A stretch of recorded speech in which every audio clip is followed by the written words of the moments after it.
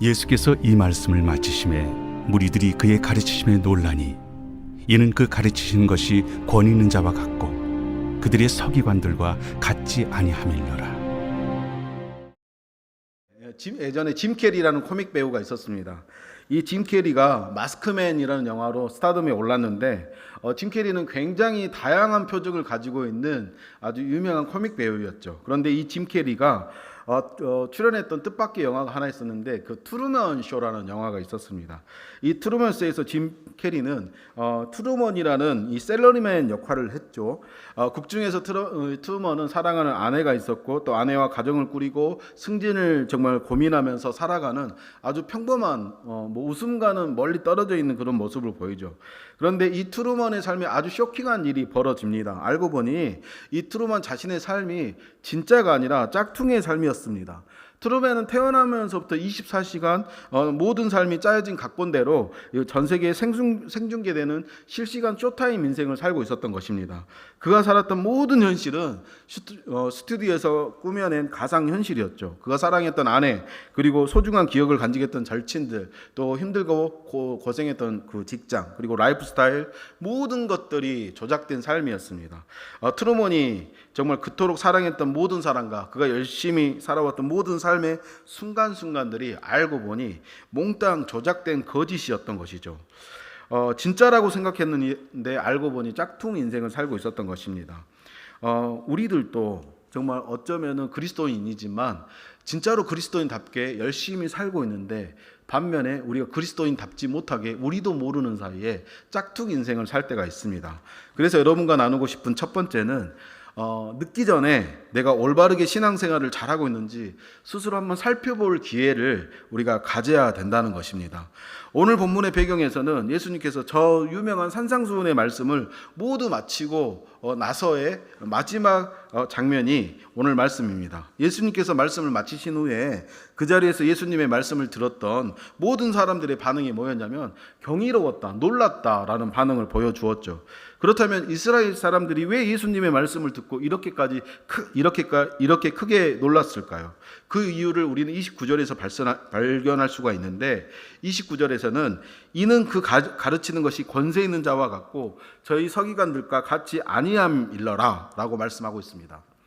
오늘 본문에서 예수님의 가르침을 들었던 모든 사람들이 깜짝 놀랐던 그 이유가 있습니다. 한마디로 예수님께서 가르쳐 주셨던 이 말씀에 대한 가르침이 그동안 자신들을 가르쳐 주었던 서기관들의 일반적인 가르침과 많이 달랐다는 것입니다. 즉 똑같은 하나님의 말씀을 전했는데 똑같은 하나님의 말씀도 말씀을 전하는 사람들에 의해서 말씀의 의도와는 정반대로 가르쳐질 수가 있다는 것입니다. 평생 동안 서기관들을 통해서 말씀을 듣고 배워서 그들이 지금까지 순종하면서 살아왔던 하나님의 말씀과 예수님이 가르쳐 주셨던 말씀의 의미가 완전히 달랐다는 것입니다. 이런 오류를 잘 일으키는 대표적인 집단이 이단들이죠. 이단들은 똑같은 성경 본문을 가지고 잘못된 해석을 통해서 잘못된 길로 성도들을 이끌어갑니다. 그렇다면 예수님과 서기관들의 가르침에는 과연 어떤 차이가 있었을까요? 오늘 이 자리에 있는 저와 여러분은 그리스도인이기 때문에 이 질문을 좀 가지고 오늘 말씀을 좀 주의 깊게 살펴볼 필요가 있습니다. 왜냐하면 오늘날의 그리스도인들도 서기관들이 빠졌던 그 함정, 또 서기관들을 통해서 잘못된 가르침을 배웠던 이스라엘 백성들이 빠졌던 그 함정에 빠져있는 사람들이 많이 있기 때문입니다. 그래서 우리는 오늘 말씀을 한번 자세히 살펴볼 필요가 있습니다. 당시 서기관들도 성경을 가르칠 때는 성경을 대충 가르치는 사람들이 아니었습니다. 그들은 진심으로 하나님을 믿고 섬기는 사람들이었습니다. 더욱이 본인들이 성경대로 또 하나님의 말씀을 하나님의 뜻대로 잘 가르치고 있다고 믿었던 사람들이 서기관들이었습니다. 하나님에 대한 헌신, 봉사, 그리고 노력, 드림, 나눔, 하나님의 이름으로 행할 수 있는 모든 것에 있어서 일고의 고민도 없이 정말 최선의 노력을 하면서 살아왔던 사람들이 바로 서기관들이었죠. 종교심이 강한 사람들일수록 삶의 자리에서 이렇게 모범이 되고 때로는 필요하다면 초인적인 절제를 해나가면서까지 신앙생활을 하는 사람들이 있습니다. 이 사람들의 모든 행위적인 삶의 경건성만 본다면 오늘날 교회 웬만한 영적인 리더들과는 리더들은 이 명함조차 내밀 수 없을 정도로 굉장히 경건한 삶을 열심히 살아갔던 사람들이 서기관들이었죠.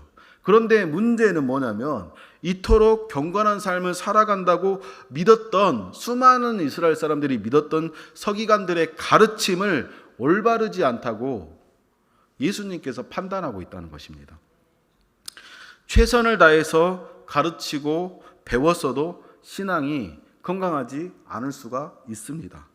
그래서 예수님께서 내리신 판단은 서기관들이나 이스라엘 백성들 모두에게 얘네들은 가르침이 좀 잘못됐어, 이렇게 말했던 이런 평가는 굉장히 놀라운 충격이 아닐 수가 없었던 것이죠. 이제껏 열심히 믿어왔고 이제껏 열심히 가르쳐왔고 그 가르침대로 정말 살고 지키기 위해서 엄청나게 대가지불까지 하면서 열심히 하나님의 백성으로서 살아왔던 모든 삶에 대해서 너희들은 올바르지 않아. 그건 하나님께서 원하시는 삶이 아니야. 극단적으로 말하면 너희는 틀렸어. 너희는 빵점이야. 그건 내가 결코 원하는 것이 아니야. 이렇게 하나님께서 하나님의 거절을 아주 강하게 선포하고 있는 장면이 오늘 우리가 읽었던 성경 본문이라는 것입니다. 열심히 신앙생활을 했지만 나도 모르게 하나님께서 기뻐하지 않는 잘못된 길을 우리가 걸어갈 때가 있다는 것입니다.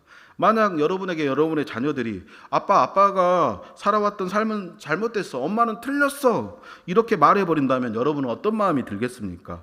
여러분들이 자녀들을 위해서 베풀었던 사랑과 그 모든 수고를 부인해버린다면 여러분의 마음속에는 어떤 마음이 들겠습니까? 하물며 하나님께서 우리에게 내가 이제껏 살아왔던 삶은 잘못됐어, 틀렸어, 이렇게 우리가 그토록 예수님의 영광을 위해서 우리의 영적 성실함을 정말 영적으로 정말 성실하게 살아왔던 영적 성실함을 완벽하게 하나님께서 부인해 버린다면 우리가 갖는 그 상실감이 얼마나 크겠습니까? 그렇기 때문에 오늘 우리 그리스도인들이 오늘 말씀을 통해서 접근을 시도하는 것은 굉장히 중요한 영적인 작업이 된다고 생각을 합니다. 그런데 오늘날의 많은 그리스도인들도 서기관들이 빠져있는 이 함정에 동일하게 빠져있는 사람들이 의외로 많다는 거예요. 그렇다면 그리스도인들이 빠지기 쉬운 함정이 무엇인지 우리가 좀 더 구체적으로 살펴보도록 하겠습니다. 우리 다 같이 마태복음 5장을 좀 봐주시기 바랍니다. 마태복음 5장 21절로 22절입니다. 마태복음 5장 21절로 22절 준비되셨나요? 우리 다 같이 한번 합독해 보겠습니다. 시작. 옛사람에게 말한 바 살인하지 말라. 누구든지 살인하면 심판을 받게 되리라 하였다는 것을 너희가 들었으나 나는 너희에게 이르노니 형제에게 노하는 자마다 심판을 받게 되고 형제를 나가라 하는 자는 공회에 잡히게 되고 미련한 놈이라 하는 자는 지옥불에 들어가게 되리라. 아멘. 또 한 구절 더 볼 텐데요. 그 밑에 보면 27절로 28절입니다. 다 같이 한번 합독하겠습니다. 시작. 또 간음치 말라 하였다는 것을 너희가 들었으나 나는 너희에게 이르노니 여자를 보고 음욕을 품는 자마다 마음에 이미 간음하였느니라. 이 말씀들을 우리가 살펴보면 공통적으로 등장하는 표현이 있습니다. 혹시 발견하셨습니까? 네, 맞아요. 그렇다. 너희가 들었으나 나는 너희에게 이르노니 라는 표현이 나옵니다. 지금 우리가 나눈 이 말씀들을 통해서 그리스도인들이 빠지기 쉬운 함정이 무엇인지 우리가 살펴볼 수 있습니다. 지금 예수님 앞에 있는 이 청중들 곧 이스라엘 백성들은 오랫동안 서기관들로부터 구약의 말씀을 배워왔던 사람들이죠. 즉 서기관들의 가르침이야말로 진짜 하나님의 뜻이라고 믿고 평생도록 신앙교육을 받아왔던 사람들이 이스라엘 백성들이라는 것입니다. 그것이 바로 너희가 들었으나 라는 말씀의 의미죠. 이 너희가 들었으나 라는 말씀의 의미를 우리가 좀 더 이해하기 쉽게 현대적인 표현을 해보면 이렇게 되는데요. 너희가 하나님의 이름으로 경건하게 살며 너희가 모범이 되며 너희에게 가르치기 위해 온 힘을 기울였던 하나님의 사람인 서기관들에게 하나님의 말씀을 너희가 그동안 듣고 배웠으나 라고 해석할 수가 있는 거예요. 그게 바로 너희가 들었으나 라는 말씀의 의미라는 것입니다. 그런데 이렇게 서기관들에게 말씀을 배우며 살았던 이스라엘 백성들에게 깜짝 놀란 사건이 일어나 버린 것이죠. 이제껏 서기관들을 통해서 하나님의 말씀을 듣고 그 가르침 속에서 살아왔던 이스라엘 백성에게 예수님께서 하나님의 말씀을 다시 하나하나 가르쳐주기 시작했다는 것입니다. 말씀은 복음을 잘 가르쳐주는 성경 교사에게 배우는 게 굉장히 중요하죠. 그렇다면 여기서 예수님께서 나는 너희에게 이르노니 라는 이 메시지가 주는 의미가 무엇인 줄 아십니까? 이 의미를 파악하는 것이 우리 그리스도인들에게 아주 중요합니다. 모두 조금 전에 봤던 5장 21절과 21절로 22절 그리고 27절로 28절 말씀을 주목해서 보시면 나는 너희에게 이르노니 라는 것은 예수님과 서기관들이 가르쳤던 말씀이 똑같은 구절이라는 거예요. 그런데 서기관이 다루었던 본문, 서기관이 가르쳤던 그 본문이 예수님께서 가르치는 본문과 똑같은 의미를 나타내고 있는데, 본문이 이 똑같은 본문을 가지고 예수님께서 말씀을 나눴다는 게 왜 중요합니까? 본문은 똑같지만은 예수님과 서기관들의 가르침에 있어서는 차이가 있었다, 서로 달랐다라는 거예요. 예수님의 말씀을 들었던 이스라엘 백성들이 놀랐다라고 할 때, 이 놀랐다라는 것은 단순히 이게 괜찮네 뭐 이런 식으로 단순하게 깜짝 놀란 정도가 아니라 그 말씀에 놀랐다, 압도되었다라는 거예요. 어떤 충격적인 사건을 경험했을 때 우리가 일정 시간 동안 어안이 벙벙하게 지내는 것처럼 예수님의 말씀을 들었던 그 자리에 있던 모든 백성들이 그 말씀을 듣고 어마어마한 충격을 받았다는 거예요. 그 말씀에 백성들이 압도된 상태로 일정 시간을 보내게 되었다는 것이 놀랐다라는 의미 속에 포함되어 있는 거예요. 이것은 단순히 예수님께서 말솜씨가 굉장히 좋거나 아니면 발성이나 웅변소리 좋아서 와, 저 사람 대단하네 이렇게 굉장히 우레 같은 박수를 쳐줬다는 소리가 아닙니다. 그 말씀을 나눴을 때 서기관들과 예수님이 전했던 그 말씀에 결정적인 차이가 있다는 거예요. 그렇다면 예수님과 서기관들의 가르침에 어떤 결정적인 차이가 있었을까요? 마태복음 5장 21절과 27절을 보면은 먼저 21절에 서기관들의 말씀의 해석이 나옵니다. 옛사람이 말한 바 살인하지 말라, 누구든지 살인하면 심판을 받게 되리라. 또 27절에 보면 또 간음하지 말라. 여기까지가 바로 이런 행위 중심의 가르침이 그동안 이스라엘 백성들이 배워왔던 가르침이었죠. 서기관들은 사람들에게 뭐뭐 하지 마, 이렇게 하면 안 돼, 이런 행위를 다루고 가르쳐 주었던 것이죠. 그래서 서기관들은 살인하지 말라, 간음하지 말라, 이런 행위에 대한 제재와 제한을 하고 있었죠. 그러나 예수님은 행위가 아니라 그 행위를 이끌어내는 마음까지 다루어 주시는 것이 결정적인 가르침의 차이였다는 것입니다. 그래서 예수님은 살인하지 말라, 이 살인보다는 미움을 다루었고, 간음하지 말라, 이 간음보다는 음욕에 대해서 말씀하고 있는 거예요. 살인과 간음이 행위요 열매요 결과라면 미움과 음욕은 뿌리요 원인이요 죄의 출발점이라는 것입니다. 건강한 교회 공동체는 행위보다 마음을 서로 간에 이해해주고 받아주는 게 건강한 공동체입니다. 예배 때 안 빠지고 출석하는 것을 칭찬하기보다 요즘 예배를 열심히 출석하고 드리고 있지만 뭔가 시무룩하고 뭔가 힘든 일이 있어 보이고 요새 그런 모습을 보이는 우리 지체들에게 어떤 마음, 어떤 심정으로 교회 살아가고 있고 교회를 출석하고 있는지 관심을 가져주고 그 마음을 헤아려 주는 공동체가 정말 좋은 교회 공동체라는 거예요. 언뜻 보면은 예수님의 가르침과 서기관들의 가르침이 큰 차이가 없는 것처럼 보입니다. 오히려 서기관들의 설교가 더 실제적이고 더 올바른 큰 변화를 보이는 것처럼 보입니다. 왜 그렇습니까? 행동을 이렇게 해라 제안해주고 가르쳐줘서 윤리적이고 도덕적인 삶을 살아갈 수 있도록 누구에게나 인정받을 만한 똑바른 사람, 올바른 삶을 살아갈 수 있도록 만들어주기 때문에 겉보기에는 서기관들의 가르침이 굉장히 좋아 보여요. 저 사람의 인생이 달라 보이는 거예요. 그런데 문제는 바로 여기에, 그 지점에 함정이 있다는 겁니다. 매 순간 우리가 예배를 드리고 말씀을 접하고 기도하고 찬양하면서 말씀을 접했지만 우리가 그렇게 했다고 해서 우리의 신앙이 항상 나아가는 게 아니라 때로는 우리의 신앙도 함정에 빠질 수 있다는 거예요.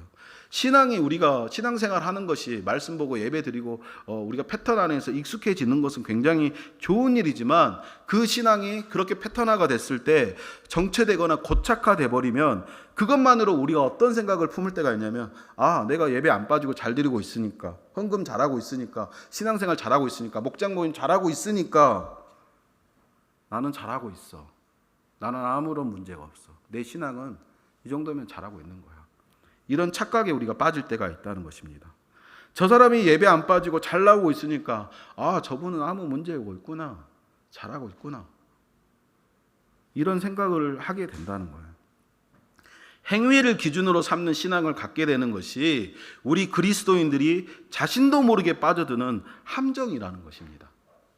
행위를 기준으로 보면 세리와 창기는 죄인이고 또 바리새인들은 굉장히 의로운 사람들입니다. 그러나 마음이라는 렌즈로 정말 그들을 바라보면 전혀 상황이 달라지게 되는 것이죠. 세상에서 모두가 정당하게 그리고 당연하게 손가락질 받을 만한 행동을 하는 사람들, 곧 세리나 창기들, 누가 봐도 이 사람들은 욕먹을 만한 인생을 사는 사람들이죠. 그러니 행위를 가르치는 이 바리새인이나 서기관들의 기준으로는 세리나 창기들은 당연히 욕먹을 만한 나쁜 사람들이 되는 것입니다. 그러나 마음이라는 기준으로 볼 때는 모든 이스라엘 백성들이 하나님의 사람으로 여겼고 우리들의 스승이라고 여겼고 섬겼던 이 서기관들이나 바리새인들조차 천하고 더럽다고 여겼던 세리나 창기들과 별반 다를 게 없더라는 것입니다. 이렇게 가르치니 어찌 이스라엘 사람들에게 있어서 이 가르침이 영적인 핵폭탄이 아닐 수가 있겠습니까? 우리는 성경을 읽으면 읽을수록 율법적인 사람이 되면 안 되는 것이죠. 신앙생활을 하면 할수록 말씀을 배우면 배울수록 더 깊은 하나님의 마음, 하나님의 은혜를 우리가 알아가야 되는 것이죠. 사실 저의 삶도 마찬가지 아니겠습니까? 여러분도 알다시피 저에게도 많은 어려움이 있었지만 그 어려움 속에서 성경을 읽어가면서 하나님의 은혜를 알아가는 삶을 저는 배우고 있습니다. 비록 나와 내 가정에게 허락된 어려움이 있지만 그 어려움을 통해서 말씀을 읽으면 읽을수록, 기도하면 할수록, 찬양을 부르면 부를수록, 성도들과 예배를 드리면 드릴수록 나에게 허락된 그리스도 예수 안의 삶이 얼마나 소중한지를 모르겠습니다. 그러나 서기관들이 말씀을 가르치면 가르칠수록, 또한 서기관들에게 말씀을 듣고 배우면 배울수록 사람들은 이렇게 외치기 시작했습니다. 세상에 나는 너 같은 죄인과 달라. 너 같은 창녀들과 나는 달라. 적어도 나는 너희처럼 살진 않았어. 내가 그 정도까지는 아니야. 저는 이 말씀을 묵상하고 연구하면서 떠오르는 한 사람이 있었습니다. 바로 탕자의 형이었습니다. 탕자의 형이 탕자를 향해서 그리고 아버지를 향해서 분노했던 이유가 무엇입니까? 바로 이것 아닙니까? 아버지, 나는 저 녀석처럼 살지 않았어요. 어떻게 저런 녀석과 저를 똑같이 대우할 수가 있습니까? 야, 나는 너하고 다르다니까? 너처럼 살지 않았어. 탕자의 형은 아버지에게 탕자의 동생인 탕자의 죄를 보면서 동생을 비난하고 분노하지 않았습니까? 그래서 이스라엘 사람들이 놀랐다는 것은 이 사실을 알고 보니 말씀에 대한 강력한 충격이 그들의 심령을 강타했다는 것입니다. 행위를 기준으로 삼고 그 행위를 통해서 내 안에 존재했고 내가 얻어왔었던 내 영적인 위로와 안도감이 완전히 박살나버린 사건이 바로 산상수훈 사건이었다는 것입니다.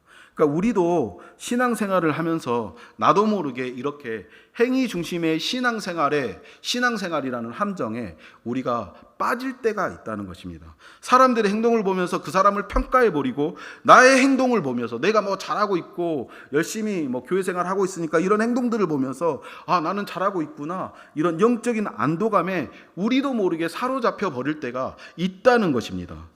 이때 일어나는 심각한 문제가 무엇입니까? 이런 신앙은 하나님의 마음을 잃어버리게 만드는 냉정함, 내가 내 눈에 들보는 보지 못하고 상대의 가시를 보면서 정말 그 사람을 무자비하게 비난하는 그 무자비함에 나도 모르게 빠져버릴 때가 있다는 것이죠. 오늘 이스라엘 백성들도 하나님을 믿는다고 하면서 그동안 가지고 살아왔던 생각들이 얼마나 큰 착각이었는지, 어떻게 보면 오늘날 이단이라고 말할 수 있을 정도로 얼마나 잘못된 신앙에 빠져 살았는지를 예수님께서 가르쳐주고 있기 때문에 이 이스라엘 백성들이 예수님의 말씀을 듣고 굉장히 당황하고 있다는 것입니다. 사랑하는 성도 여러분, 우리는 이 시간 이 말씀을 보면서 우리 스스로를 다시 한번 우리의 신앙 생활을 살펴볼 필요가 있습니다. 하나님의 은혜, 하나님의 마음을 상실한 채 성경을 읽고 배우고 예배드리는 삶을 혹시 여러분은 살아가고 있지 않습니까? 내 마음은 주님의 열정도, 영혼에 대한 뜨거움도, 교회를 사랑하는 눈물도 없이 강팍해져 있으면서도 주일에 예배드리고 교회 출석하고 헌금하고 교회가 하는 모든 행사에 참석하고 또 여러 가지 축의금을 내고 또 집사님들과 인사하고 목장 식구들을 만나서 웃으면서 교제하고 교제를 나누니까, 이런 생활들을 나는 잘하고 있으니까 내 마음이 강팍해져 있고 은혜도 없고 그러면서 나는 잘하고 있어, 신앙생활이 이 정도면 적당해, 이런 식으로 내 심령보다는 내 행위를 보면서 잘못된 영적인 위로와 안도감에 빠져 살고 있지는 않으십니까? 우리도 모르는 사이에 우리들이 율법에 사로잡힌 삶을 살아가는 함정에 우리가 빠져 있을 수도 있다는 것입니다. 저는 여러분들이 생각하는 것보다 여러분을 더 많이 사랑합니다.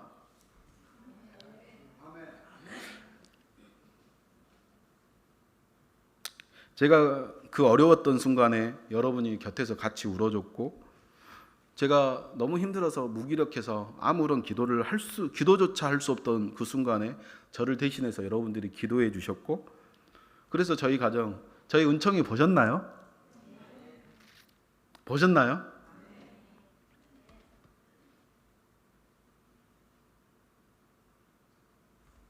그래서 저희 가족이 여기까지 올 수 있었지 않습니까? 그렇기 때문에 저는 여러분과 교회에 좀 빚진 자의 그런 마음이 저에게는 있습니다.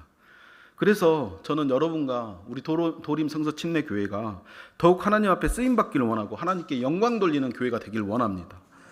그래서 저는 말씀을 드리는 것입니다. 지금 이대로는 우리가 안 된다는 것입니다. 지금 이 정도로 우리가 만족하면 안 된다는 것입니다. 율법적인 삶에 만족하지 마시라는 것입니다. 지금 젖어 있는 삶에, 정체된 삶에 만족하지 말고 오늘 말씀을 통해서 주님의 음성에 주목하시라는 거예요. 오늘 메시지가 우리들에게 왜 중요합니까? 이스라엘 백성들은 사람을 살리기는커녕 매서운 율법에 사로잡힌 삶을 살아갔다는 거예요. 매 눈으로 비난하고 비판하는 삶을 살고 있었다는 거예요. 말씀은 잘못 배운 결과가 바로 그런 삶을 살게 만들었다는 것입니다. 그러나 여러분들에게는 정말 복음적인 지도자가 있지 않습니까? 말씀을 올바르게 가르쳐주는 영적인 지도자가 있지 않습니까? 서로 사랑하고 있는 정말 좋은 공동체가 여러분에게 있지 않습니까? 이거는 굉장히 중요하고 소중한 것들을 하나님께서 여러분들에게 허락하신 일입니다. 그렇기 때문에 우리는 이만큼 여기서 이 정도에 멈추면 안 된다는 것이죠. 정체되면 안 되고 우리가 더 하나님의 이름으로 나아가야 된다는 거예요. 저는 목포에서 2단 상담소에서 근무하고 있습니다. 많은 사람들이 그 2단 상담소를, 제법 많은 사람들이 찾아옵니다. 저희 교회 담임 목사님이신 오상근 목사님께서 그 많은 사람들을 상담하는 모습을 보면서, 그리고 저도 가끔씩 목사님께서 상담해야 될 영혼들을 저한테 넘겨주실 때가 있는데, 보내주실 때가 있는데, 가끔 그 영혼들을 돌보면서 제가 굉장히 많은 안타까움을 느낍니다. 그분들의 근본적인 문제가 무엇인 줄 아십니까? 그분들에게 말씀을, 복음을 제대로 가르쳐주는 하나님의 사람이 없다는 것이 그들에게 정말 큰 문제가 되는 것이죠. 말씀을 제대로 가르쳐주는 영적인 지도자나 교회 공동체가 없이 그들이 신앙생활을 했더니 그들의 삶과 신앙에 문제가, 이렇게 큰 영적인 문제가 발생해 버렸다는 것입니다. 그래서 우리 교회는 상담 후에 우리 교회에서 4주 동안 예배에 참석할 것을 권면을 합니다. 말씀을 제대로 가르쳐주는 지도자가 있고 교회가 있다는 것은 정말 크신 하나님의 은혜입니다. 그러나 우리도 자칫 잘못하면 율법적인 신앙에 나도 모르게 빠져서 고착화될 수 있다는 사실을 우리가 늘 염두에 둬야 된다는 거예요. 그래서 우리 신앙을 우리가 늘 말씀 안에서 점검을 해줘야 된다는 것입니다. 마음이 중요하다고 말은 하지만 사실은 마음보다 행위를 더 중시해 오면서 우리가 이분법적인 사고를 가지고 신앙생활을 할 수가 있다는 것입니다. 그래서 우리는 말씀을 통해서 이런 것들을 살펴봐야 되는데, 이렇게 자기 자신을 스스로 돌아보고 살펴볼 수 있는 신앙이 바로 깨어있는 신앙이라는 것이죠. 그래서 예수님은 산상수훈의 여러 가지 비유와 말씀들을 통해서 지금까지 쭉 이스라엘 백성들에게 설명을 해주면서 그 설명을 해줬더니 이스라엘 백성들 굉장히 놀랐고, 이 비유들을 통해서 이스라엘 백성들을 예수님께서 지금 톡톡톡 건드리면서 깨워주고 있다는 것입니다.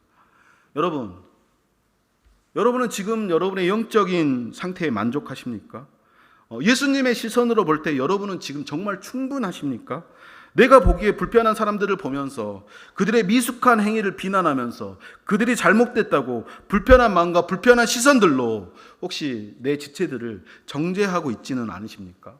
혹시 여러분들은 자신의 의로운 행위에 만족하고 죄 많은 동생을 향해서 분노를 크게 터뜨리고 있는 탕자의 형처럼 신앙생활을 하고 계시지는 않으십니까?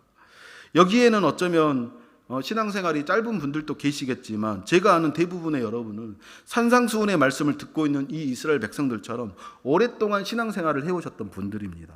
오늘 말씀을 통해서 여러분들이 다시 한번 하나님 앞에서 영적인 각성을 하는 중요한 전환점이 되시길 정말 기도합니다.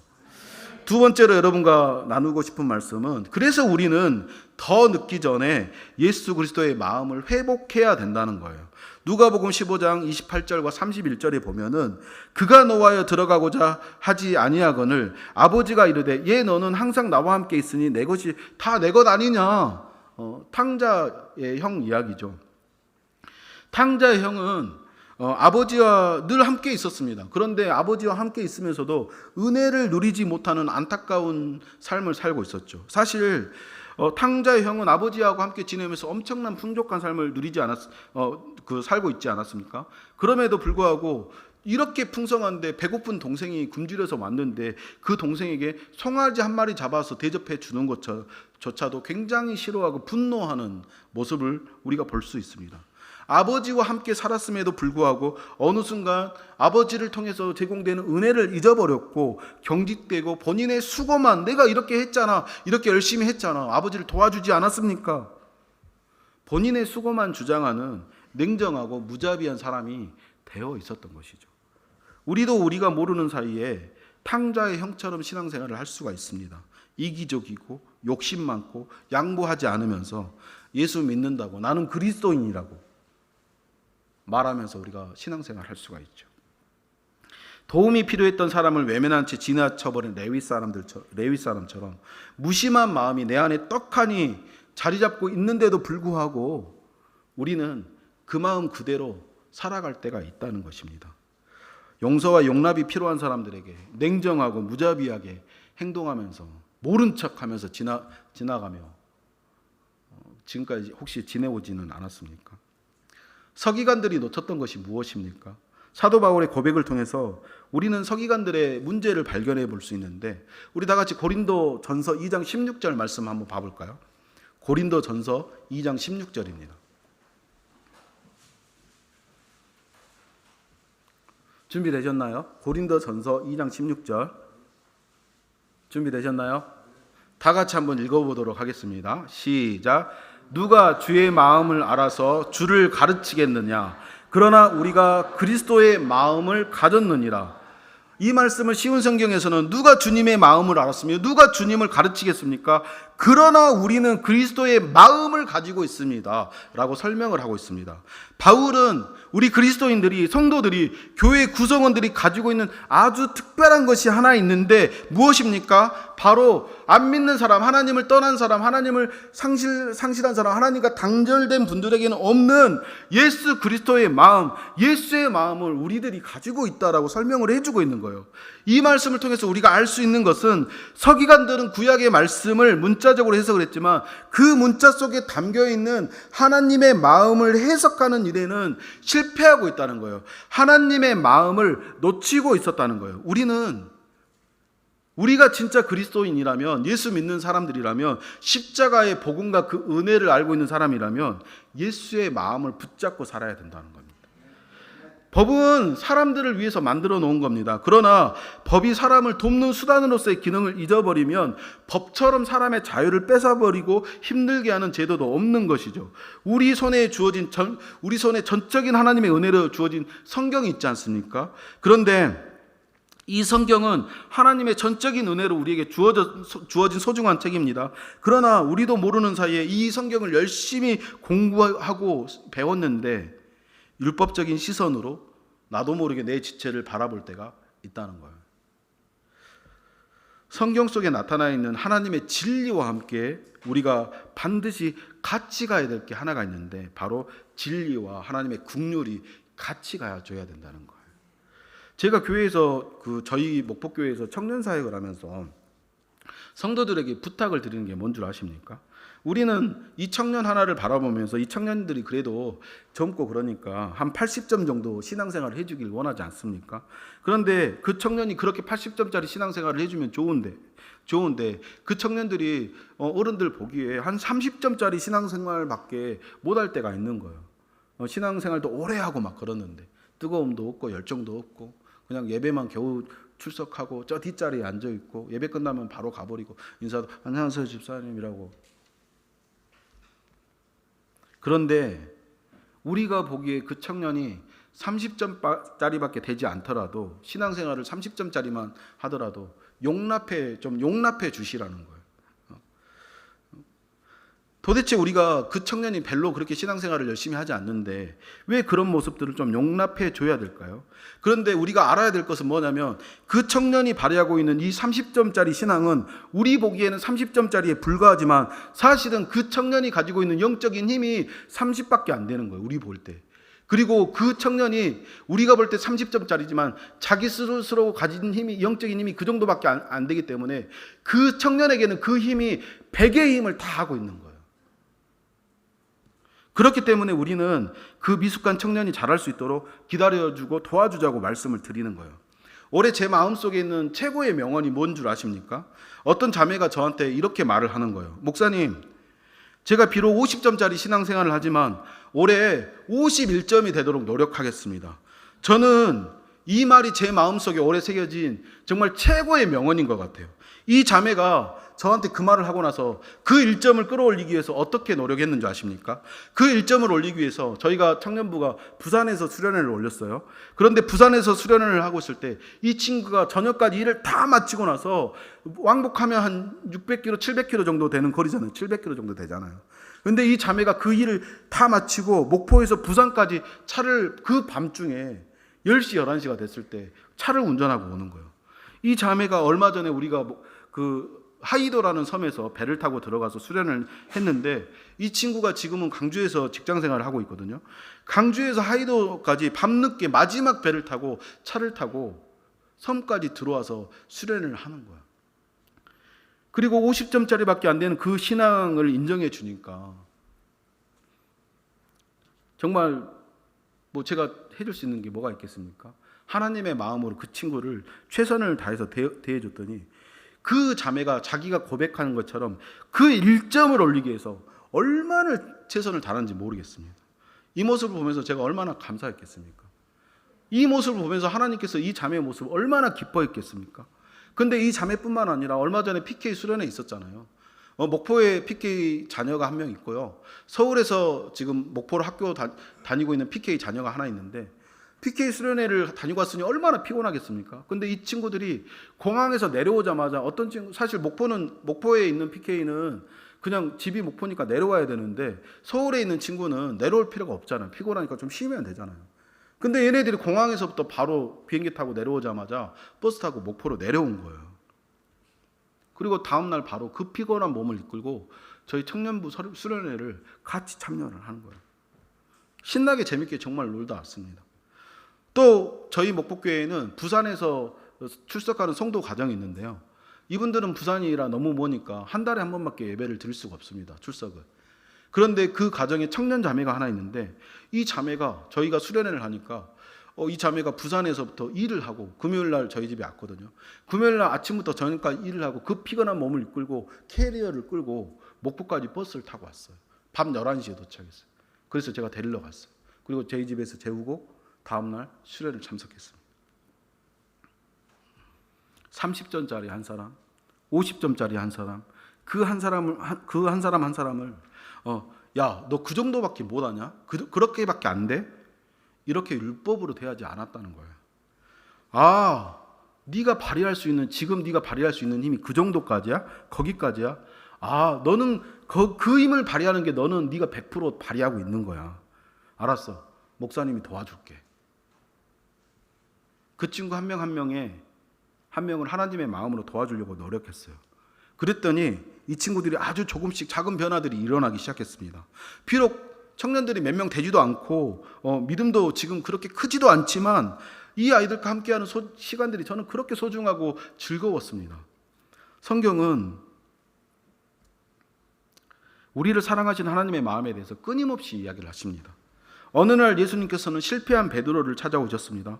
그리고 네가 나를 사랑하느냐? 질문을 하셨습니다. 베드로의 눈물과 베드로의 사랑을 확인하신 예수님께서는 딱 하나의 부탁을 하셨습니다. 이전에도 베드로는 예수님의 말씀을 따라 살던 사람이었고 자신감도 있던 사람이었죠. 그때와 지금의 실패한 베드로가 똑같이 예수님의 말씀을 따라 살게 되었지만 달라진 것이 딱 하나의 변화가 있었던 것뿐이죠. 베드로의 마음에 주님께서 베드로를 얼마나 사랑하는지 예수님의 마음을 진짜로 베드로가 알게 되었다는 것이에요. 주님의 마음을 알게 되었고 그 마음이 베드로의 마음을 감동시킨 것이죠. 주님의 마음이 베드로를 변화시킨 것입니다. 사실 여러분, 우리가 분명히 알아야 될 것은 서기관들이 가르쳤던 이 율법은 죄를 정죄하기 위해서 만들어진 것이 아니라 하나님께서 이스라엘 백성들이 하나님의 사랑을 받는 사랑의 공동체로 구별되게 만들기 위해서, 구별돼서 세우기 위해서 주어진 것이 율법이라는 것이죠. 그러니까 율법의 근본이 되는, 베이스가 되는 정신은 사랑이 기초가 된다는 거예요. 말씀을 가르치고 전도하는 모든 것들보다 먼저 선행되어야 될 것이 있습니다. 내 안에 우리 지체를 향한, 우리 교회를 향한 주님의 마음, 주님의 은혜, 주님의 긍휼이 담겨 있는지 우리는 자꾸 질문을 해야 된다는 거예요. 예수님께서 산상수훈의 교훈을 통해서, 비유를 통해서 말씀하고자 하는 것은 율법의 진짜 베이스가 되는 정신, 사랑이라는 정신을 잃어버리고 율법을 정죄의 수단으로만 사용하고 있는 서기관들의 잘못을 지금 수정하고 있는 거예요. 우리는 그리스도인의 삶을 살면 살수록 우리의 영성이 깊어져야 됩니다. 깊은 영성이라는 것은 말씀을 많이 암송하고 말씀을 많이 읽고 이런 것 이상이라는 것이죠. 깊은 영성은 우리가 하나님의 마음을 알면 알수록 더 깊은 영성을 갖게 된다는 것입니다. 그래서 우리가 신앙생활하면서 하나님의 마음을 더욱더 알아가려고 노력을 해야 되는 것이죠. 우리가 자칫 잘못하면 우리의 의사와는 상관없이 나도 모르는 사이에 우리가 율법적으로 바뀌어져 있을 때가 있다는 것입니다. 저도 목회자라 하루에 시간을 정해놓고 기도를 하지만 시간을 채우기 위해서 기도하는 마음을 제가 스스로 경계를 합니다. 기도를 통해서 하나님의 마음을 알아가는 것, 하나님의 사랑이 더욱더 채워지는 것, 놓치고 있었던 교회에 대한 사랑, 성도의 사랑을 내가 다시 한번 회복하는 것, 하나님 앞에 그런 나의 미숙한 부분들을 회개하는 것, 그리고 다시 한번 이런 나의 미숙한 부분들을 하나님 앞에 회개하고 일어설 용기를 내어보는 것, 이런 것이 제가 가지고 있는 기도의 목표입니다. 말씀을 볼 때마다 깊이 연구할 때마다 저는 그냥 설교를 하기 위해서 말씀을 연구하는 것이 아니라 말씀을 통해서 내 눈에 먼저 눈물이 마르지 않기를 하나님 앞에 기도하고 있습니다. 아직은 저는 너무 얕은 사람이지만 더 깊은 사람이 되고 싶은 끊임없는 하나님에 대한 그 욕구가 있는 것이죠. 오늘 말씀을 통해서 여러분이 하나님의 말씀을 마음을 더욱더 알아가는 마음이 좀 회복됐으면 좋겠습니다. 우리는 어쩌면 탕자의 형이 저지른 실수를 평생 동안 반복할 수가 있습니다. 한편 베드로가 했던 실패도 우리는 평생 동안 반복할 수도 있습니다. 그러나 그 실패 속에서 주님이 베드로를 찾아오셨듯이 우리를 찾아주실 것입니다. 이것이 포기하지 않는 주님의 사랑이라는 것입니다. 사랑하는 성도 여러분, 결론을 좀 맺겠습니다. 오늘 말씀을 통해서 더 늦기 전에 여러분이 기억하셨으면 좋겠습니다. 서기관들은 주님의 마음을 잃어버린 율법을 가르쳤지만 주님은 우리가 율법 속에 깃들어 있는 주님의 사랑을 가르쳐 주신 것이죠. 나도 모르는 사이에 율법이라는 함정에 빠져 있을 수가 있습니다. 그래서 우리는 날마다 성경 앞에 서야 되는 것입니다. 성경 속에 있는 하나님의 마음, 은혜, 긍휼, 용서, 용납을 우리가 회복해야 된다는 것입니다. 그래서 예수님께서는 그것을 이스라엘 백성들에게 가르쳐 주셨던 것이죠.